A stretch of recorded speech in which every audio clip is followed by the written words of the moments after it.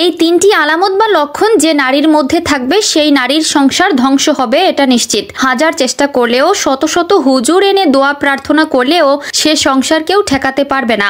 যে সকল মেয়েদের মধ্যে এই তিনটি লক্ষণ আছে তাদের সাংসারিক জীবন 1 বছর, 2 বছর কিংবা 5 বছরের হলেও এক পর্যায়ে সেটি ধ্বংস হয়ে যাবে। বিচ্ছেদ ঘটবে তাদের বৈবাহিক সম্পর্কে। এবং বর্তমান সমাজেও যদি আমরা দেখতে যাই তবে আমরা দেখতে পাবো ঘুরে ফিরে এই তিনটি কারণেই 100টার মধ্যে 90টা ডিভোর্স হচ্ছে। তাই সাবধান হন প্রিয় বোনেরা, এই তিনটি লক্ষণ নিজের মধ্য থেকে বিতাড়িত করুন আজই। এই তিনটি লক্ষণ যদি আপনার মধ্যে থাকে আপনার স্বামীর ভালোবাসা আপনার উপর থেকে উঠে যেতে পারে। তাই এখনই সতর্ক হন। তবে আমার এমন অনেক মা ও বোনেরা আছেন যাদের মধ্যে এই তিনটি লক্ষণের একটিও নেই। তারা কমেন্টে অবশ্যই একবার আলহামদুলিল্লাহ বলে যাবেন, যাতে করে আপনাদের দেখে ওই সকল মা ও বোনেরা নিজেদেরকে পরিবর্তন করার আশার আলো খুঁজে পায়। তা চলুন ভিডিওটি শুরু করা যাক। নারীদের এই তিনটি লক্ষণের মধ্যে প্রথম লক্ষণটি হলো অতিরিক্ত জেদ। যে সকল নারীদের মধ্যে অতিরিক্ত জেদ আছে তাদের সংসার জীবনের সুখ উঠে যায়। কারণ অতিরিক্ত জেদের বশে নারীরা নিজের স্বামীকে সম্মান করতে ভুলে যায়।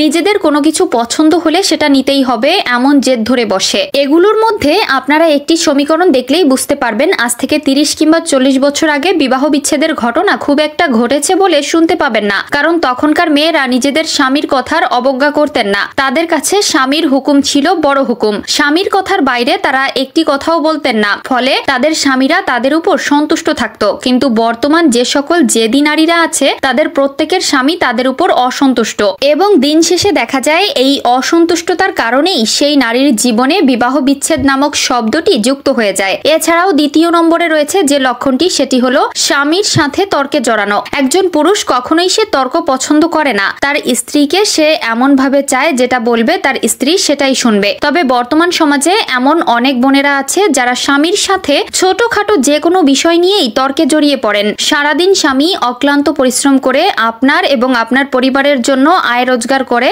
এবং দিন শেষে যখন সে ফিরে আসে তখন যদি আপনার কাছ থেকে একটু সেবা না পেয়ে উল্টো তর্ক পায় তবে আপনার স্বামী আপনার উপরে অসন্তুষ্টই হবে। এক পর্যায়ে বিবাহ বিচ্ছেদে পরিণত হবে। এবং তৃতীয় নম্বরে যে লক্ষণটি আছে সেটি হলো বাইরের মানুষের কাছ থেকে বুদ্ধি গ্রহণ। অর্থাৎ বর্তমান সমাজে এমন অনেক বোনেরা আছে যারা কিনা বাবার বাড়ির কুপরামর্শ নিয়ে থাকে। অর্থাৎ অনেক মায়েরা আছেন যারা কিনা নিজেদের কন্যাকে বিবাহ দেওয়ার পরে তার মেয়েকে নানাবিধ পরামর্শ দিয়ে থাকে। পরামর্শগুলো তাদের সাংসারিক জীবনের জন্য উপকারের বদলে ক্ষতি বয়ে আনে। কারণ বিবাহের পর একমাত্র স্বামী স্ত্রী জানেন সংসারের পরিস্থিতি কেমন। তবে যদি এখানে অন্য কেউ এসে পরামর্শ দিতে চায় এবং সেই পরামর্শ অনুযায়ী যদি সংসারের ধারণ করা হয় তবে সেই সংসারের পতন নিশ্চিত। তাই সাবধান হন এখনই। সুখে শান্তিতে সংসার করতে চাইলে এই তিনটি অভ্যাস এখন থেকে বাদ দিয়ে দিন।